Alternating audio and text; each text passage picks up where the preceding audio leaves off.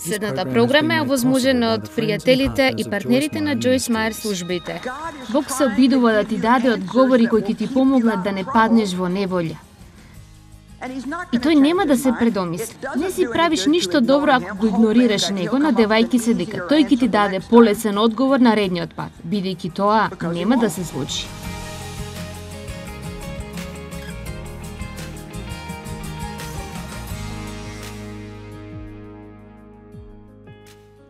Колку мина од вас навистина сакате да имате совршено срце спрема Бог? И ние дознаваме, вчера вечер, дека ако сакате да извлечете едно нешто од сето ова, што Бог подразбира под совршено срце? Тоа е некој кој го сака Бог со целото свое срце, душа, ум и сила. Мислам, ако навистина го сака Бог и е целусно, не делумно, туку целосно посветен на Него. Се што имаш, се што си, му припаѓа на Бог.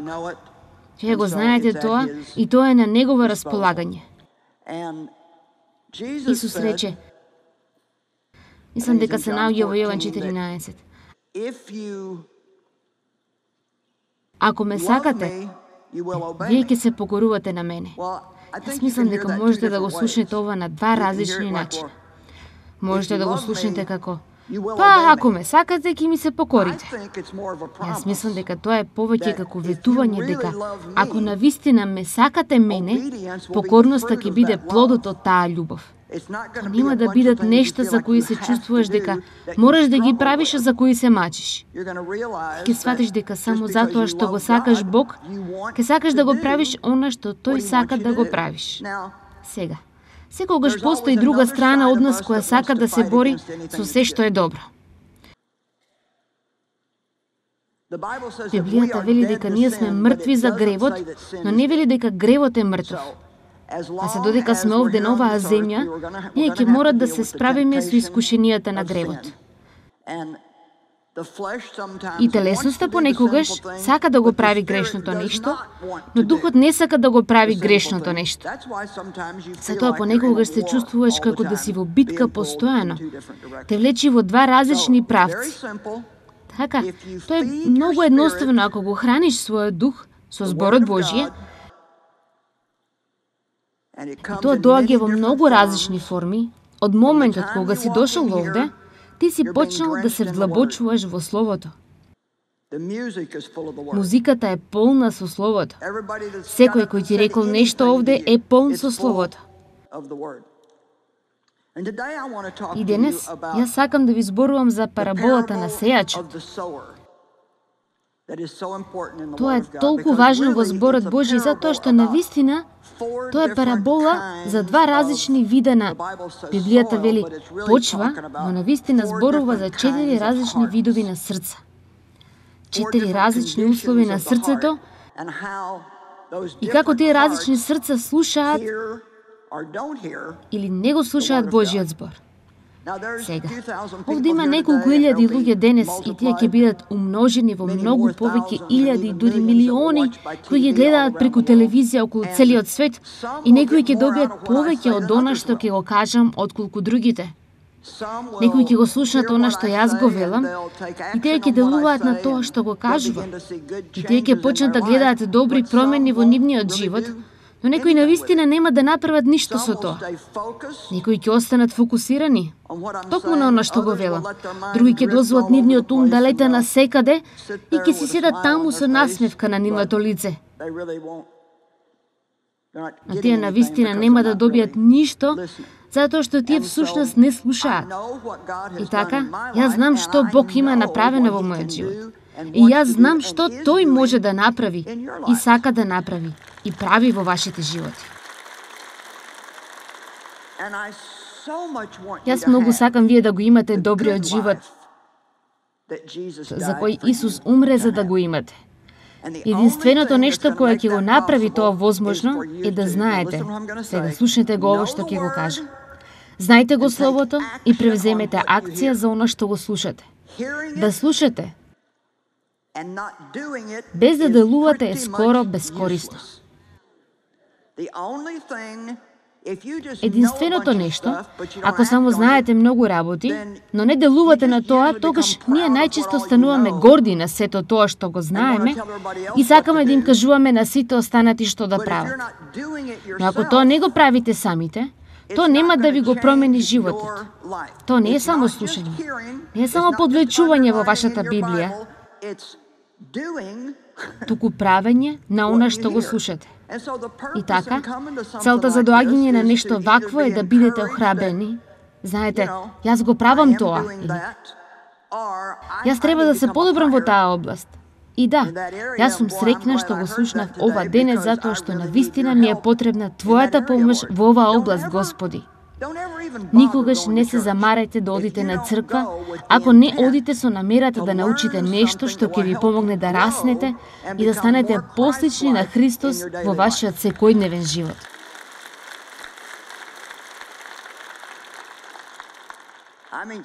Мислам, знаете, некои луѓе се како: луѓе, јас одам на црква секоја недела. О, па браво за вас! Но дали можете да се сетите наредниот ден на било што го рекол пасторот? Се надам дека утре кога некој ќе рече: зашто поучуваше Џојс, вие ќе можете да им кажете.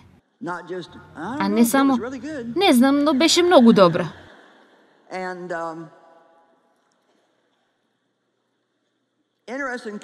Интересното нешто за оваа парабола е што Исус им рече на неговите ученици: ако вие не ја разбирате оваа парабола, нема да можете да разберете никоја друга парабола. Вау, каква изјава! Ако не ја разбирате оваа парабола, нема да разберете никоја друга парабола. Потоа тој исто така вели во Марко 4, стих 24, ова е многу битно да го слушнете. Мерката од мисли и проучување која вие ја давате, на вестината која вие ја слушате, е мерката на доблеста и знаењето која ќе ви се врати.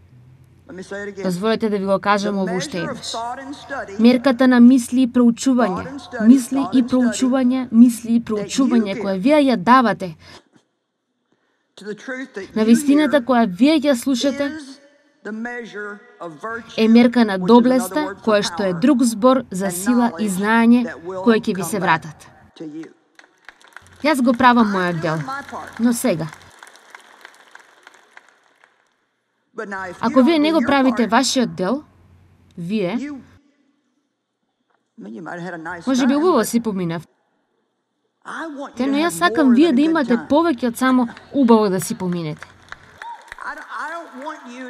Јас не сакам никогаш да зажалите дека сте го инвестирале ова време. Јас сакам вие по една година да можете да се сетите: нешто се промени во мојот живот. Пред една година, кога отидов на таа конференција. Една жена сподели случка со мене и јас мислам дека тоа е едноставно навистина добра случка и сакам да ви ја кажам.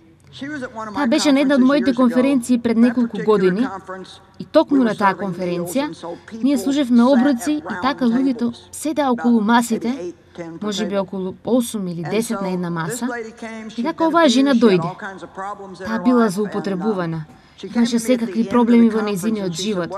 И таа дојде до мене на крајот од конференцијата и рече: па јас сватив овој викенд зошто јас немам никаква победа над ниту еден од моите проблеми. Таа рече: како што те слушав како поучуваш, и потоа ние се зборувавме овој викенд помеѓу нас, таа рече: јас сватив дека секоја друга жена имала слични проблеми и сите тие имале победа и биле ослободени. Но јас не. И таа рече: како што ги слушав како зборуваат, тие зборуваа за нешта кои Бог им ги рекол да ги направат и нешта кои Бог им ги покажал. Тие ги направиле и ова се променило и она се променило. Таа рече: дали знаеш дека секое нешто кое Бог им го рекол да го направат, тој исто така ми го кажа и мене. Единствената разлика беше што тие го сториле тоа, а јас не. Бог ни зборува и ни покажува нешто постојано. Ние зборуваме на оваа конференција за тоа да направиме големо заветување. И така, ајде да дозволиме една од нашите цели да биде да се заветуваме, да го слушаме она што Бог ни го вели. Ајде, Бог се обидува да ти даде одговори кои ќе ти помогнат да не паднеш во неволја. и тој нема да се предомисли. Не си правиш ништо добро ако го игнорираш, надевајќи се дека тој ќе ти даде полесен одговор на редниот пат. Затоа што тоа нема да се случи. И јас знам секоја личност која седи во оваа просторија, затоа што Бог не прави разлика помеѓу луѓе и Словото работи за сите. Сечија волја.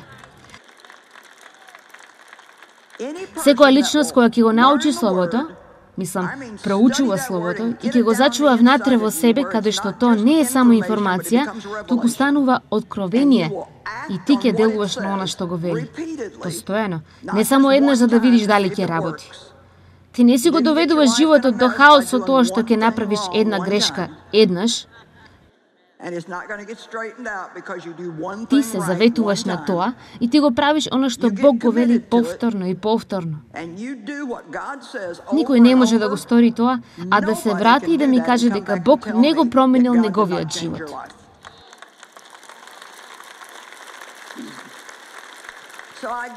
Се надевам дека ви давам малку одговорност денес. Вашата победа не зависи од оние кои работат и проучуваат за да ви го донесеме Словото. Од вас зависи што вие ќе направите со она што ќе го слушнете. Амин. Добро. Параболата за сејачот. Марко глава 4 стих 1 до 9. Повторно Исус почна да поучува покрај езерото. Народот кој се собра околу него беше толку многу што тој влезе во кораб и седеше, додека народот стоеше на суво покрај езерото. Тој ги поучуваше многу работи преку парабола.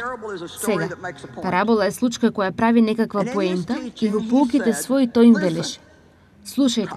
Не се допаѓа што тој почнуваше со тоа: слушајте! Извичник. Излезе еден сејач да го посее своето семе. Како што тој го сееше семето, некои зрна паднаа покрај патот, па долетаа птици и ги исколваа. Други паднаа на каменито место каде што немаше многу земја. Изникнаа бргу зашто земјата беше плитка, но кога изгреа сонцето, тие изгореа и свенаа бидејќи немаа корен. Друго семе падна помеѓу трње, кое израсна и ги задуши растенијата, така да тие не дадоа плод, а други паднаа на добра земја. Израснаа и почнаа да даваат плод. Некој даде 30, друго 60, а некој 100 пати повеќе од она што беше посејано. Тогаш Исус рече: кој има уши да слуша, нека чуе. Тоа е некако интересно. Некои од кратките реченици кои тој ги додава овде, за кои ние веројатно нема многу да размислуваме. Кој има уши да слуша, нека чуе. Навистина она што тој го велие. Но ред, сега јас велам нешто кое важи за секој. Тој почнува велејќи: слушнете. Потоа тој вели: ако вие имате уши, покорни уши. На едно место Библијата зборува за поседување на обрежени уши. Сега јас можам да го кажам истото нешто и различни луѓе можат да слушнат различно во зависност од состојбата на нивното срце, а некои луѓе воопшто нема да слушнат. Тоа е нешто што не им се допаѓа, па тие само веднаш го фрлаат, уште пред да има можност да направи нешто. Сега, во нашиот свет денес полно со продавници и фарми со машини, можеби не можеме веднаш да се поврземе со оваа парабола за сејачот, затоа што Исус употребуваше примери кои биле релевантни на културата во која тој живеел. Тоа е парабола извлечена од заедницата на фармери во Исусовите денови. Но неговата публика веднаш би ја сватила сцената и би се пронашла во пораката која Исус ја споделува. Сите тогаш живееле од фармите, освен навистина богатите. Сега, мојата баба имаше градина. Јас бев во незината градина доста долго време, така да знам малку за градинарството. Јас секако не сум фармер, но знам малку. Некои од вас сте посадиле градини, ако не зеленчук, барем цвеќиња. Така да ние знаеме дека никогаш не добиваш никака жетва, се додека најпрво не е посејано семе. Амин. За додека земјата постои, ќе има време за сеење и за жнеење. Ти го сееш своето семе во земјата. Потоа, секогаш има време и тоа евентуално има жетва. Па, сејачот кој сее е Светиот Дух. Сега, тој употребува мојата уста денес,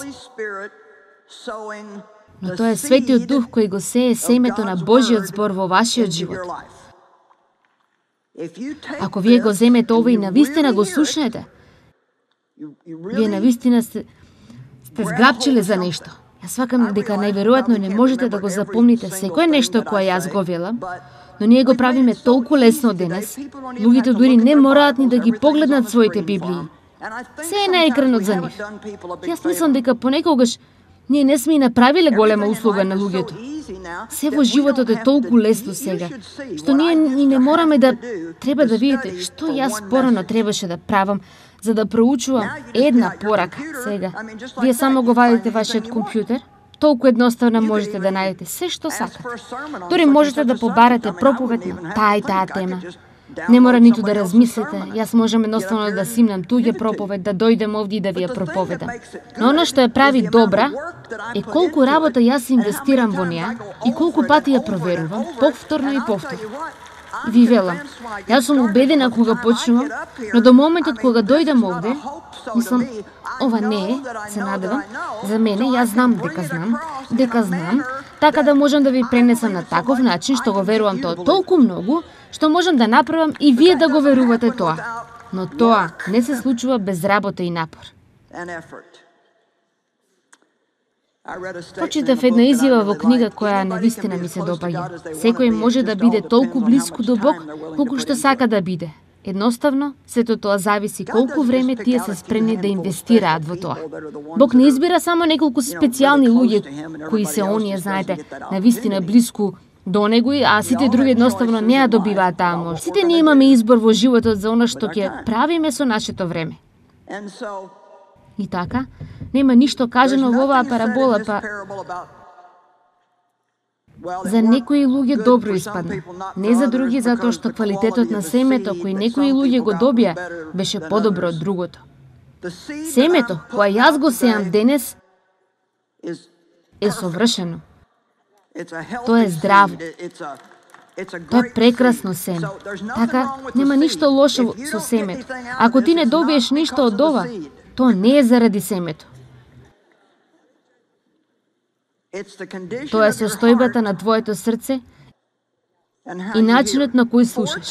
4 вида почва, 4 типа на срце. Првата беше тврда почва. Таа беше толку тврда што кога сејачот, тој само имаше торба околу неговиот врат, а таа беше полна со семе и тој едноставно го фрлаше наоколу. Тоа навистина е доста слично со ова што го правам јас денес.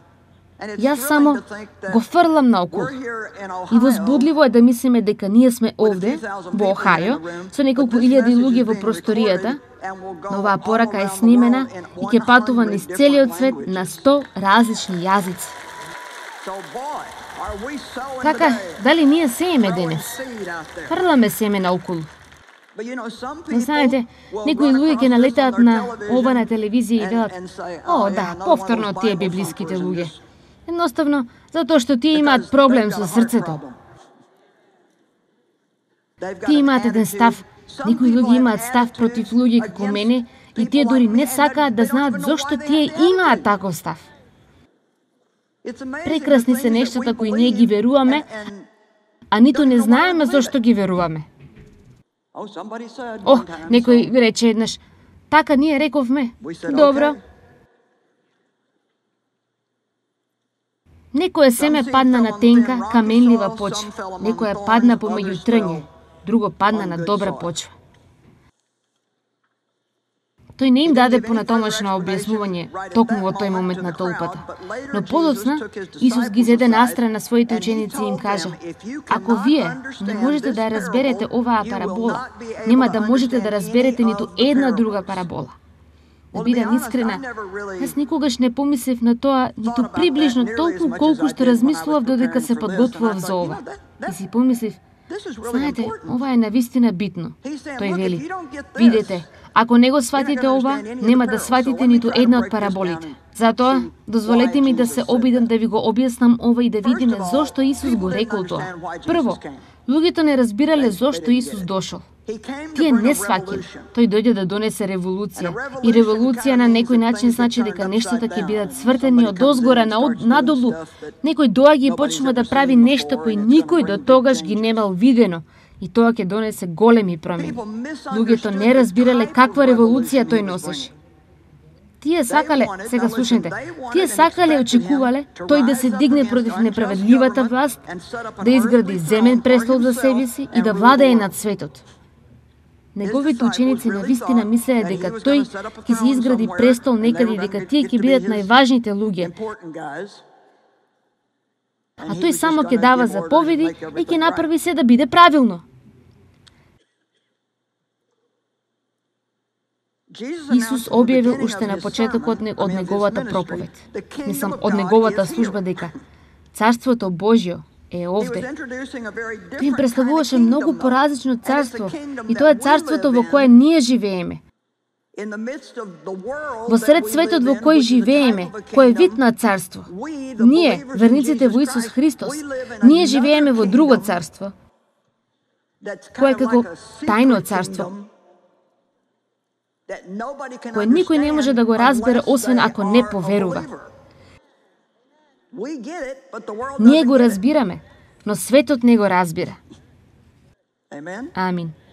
Ја само што направив цел серијал на пораки пред една или две конференции за тајното царство во кое живееме. Јас сакам да го нарекувам обрнатото царство, затоа што тоа е едноставно целосно спротивно од светот. Ако сакате повеќе, мора да дадете нешто од она што го имате. Ако сакате да бидете први, треба да бидете спремни да бидете последни. Ако некој ве употребува и се однесува неправедно со вас, не мора да си го трошите животот мразејќи ги. Вие треба да им опростите. Хајде, треба да бидете малку повозбудени. Дали знаете дека луѓето кои не се спасени немаат друга опција освен да мразат? Сакаат одмазда и да бидат полни со огорченост и дозволуваат тоа едноставно да ги јаде и да им го уништи животот. Но ние имаме друга опција. Бог нас не оспособува. Тој не оспособува всушност да имаме сочувство кон луѓето кои не злоупотребуваат. И ние можеме да го кажеме она што Исус го рече.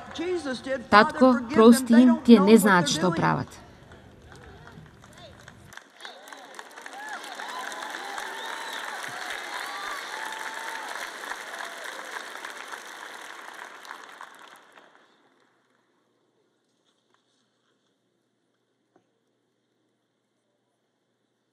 Тој сакаше тие да го живеат најдобриот живот кој можете да си го замислите во тоа царство. Целото царство. Ова тајно царство е базирано на едно нешто: слушање, разбирање и делување според зборот Божји.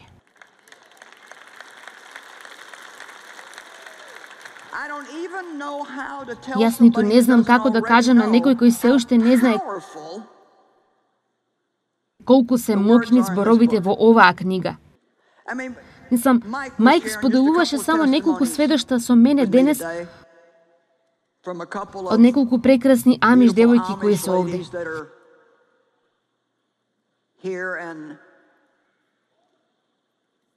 Една од нив рекла дека била злоупотребувана како мене и дека доста од тоа има во тоа заедништво во кое доминираат мажите.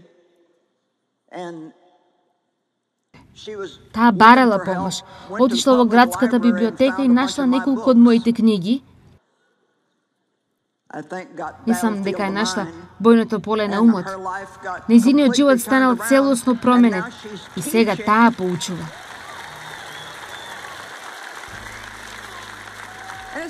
И тоа не е заради мојата книга. Таа немала ништо со тоа, туку тоа е зборот Божји. Толку многу е моќен зборот Божји.